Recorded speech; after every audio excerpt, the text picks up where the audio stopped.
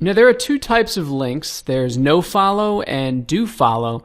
Nofollow links tell the search engines not to pass on any SEO benefit, any search engine optimization benefit to the site that they're linking to. So when you leave a comment on a blog or you create a link in your username in the comment section, or you put a link in your comment, for example, it's typically nofollow. They do, however, provide a little bit of benefit. For example, Wikipedia is a nofollow site, but a link there can and does provide a boost to your site. And I'm actually going to show you how to get Wikipedia links in a second. Dofollow links, on the other hand, tell the search engines to pass on the SEO benefit of whoever is linking to you and what's called PageRank to the site that they're linking to. Now, PageRank is sometimes referred to as PR, and it's basically the quality or reputation of a site or page. And basically, the higher the number, the higher the quality of that site or page. So it's on a scale from 0 to 10, with 10 being the best. So a site like Google or USA.gov would be a PR 10, as we would say. And a new blog or an inactive site might be a PR 0 or a PR 1. Well, Google never published an entire site's page rank, only the page rank for individual pages, but most people use the home page as a good indicator of the site's overall page rank. So if you look at number 9 and number 15, number 9, SEO visibility, meaning how high those sites rank in the search results, and backlinks from news domains at number 15, which I'm going to show you how to get in this section as well, are the second and third most important factors with relation to backlinks. Now, you wanted links from high PR sites because in the search engine's eyes, it was essentially a vote of confidence from a trusted source, since high reputation sites usually only link to other quality websites.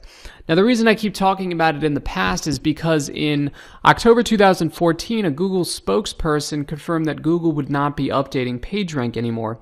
The last update was in December 2013, so PR might still be relevant in 2015, but I would follow what's called domain authority from now on. This is updated every 3 or so weeks. Now, domain authority is another measure of reputation from a company called Moz that used to be called SEO Moz. And it's similar to PR, and the correlation between the two was always pretty tight, except it's on a scale from 0 to 100, with a higher domain authority meaning a higher quality site. So just like with PR, you'd ideally like links from high domain authority sites or high DA sites. But while getting a link from a high DA site can be very valuable, the real search engine power is going to come from sites within your niche, linking back to you. So if somebody else who runs a similar blog or business links to your site, it can be more powerful for your keywords and site than a link from a high domain authority site outside of your category, even if the linking site has a lower domain authority. Okay, so you want relevant sites to link to you. And in fact, having more than 80% of your links coming from websites outside of your niche can have a negative effect on your site in the search results. In essence, for any particular keyword, the websites that show up on the first 2 or 3 pages of the search results are going to be the most relevant and valuable links that you can get. Another thing I'd like to add is that you don't want to avoid sites with a low domain authority, let's say in the 30s or 40s, just because they're not the cream of the crop. Collectively, several DA30 or DA40 backlinks can provide a lot of search engine juice, as we would say, to your site, especially if they're in some way related to the topic of your site. It's also true that there are programs that can literally create 1,000 links for you overnight by submitting your material to very low quality sites, basically sites that'll accept anybody's link.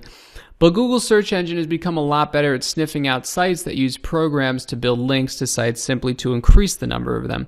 Now, you do want to get as many links as possible, but you want to build them over time, have them increase in number steadily, and you want to get them from trusted and or relevant sites. So a site that was getting a few links a day and then suddenly gets 100 or 1,000 overnight without any legitimate reason for the spike, for example, a viral article, is going to be spotted by Google, and you're going to be penalized for trying to game the system.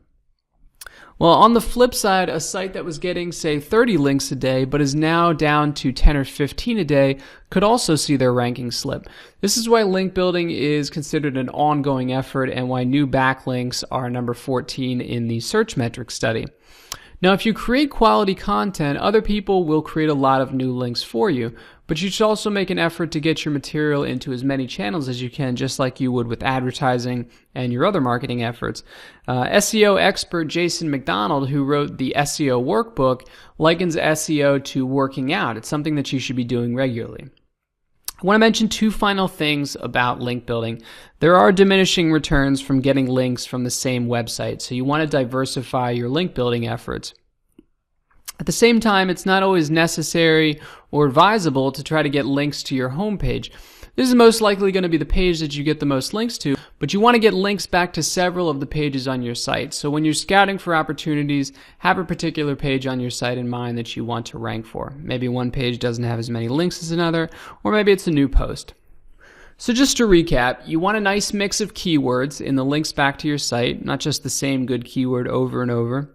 You also want to mix up where your links are coming from, build them over time, and try to get them from relevant blogs and businesses, basically people in the same field as you. PageRank is out, domain authority is in, and you want to think of link building as something you do, say, every week, an ongoing part of business. So if you promote your material using the methods in the social media portion of the course, people are going to be creating a lot of links for you, especially as people within your niche. Now, this part of the course covers some rather uncommon methods of getting links that you probably wouldn't have found otherwise. So go ahead and click on the first video and let's see how to build some links.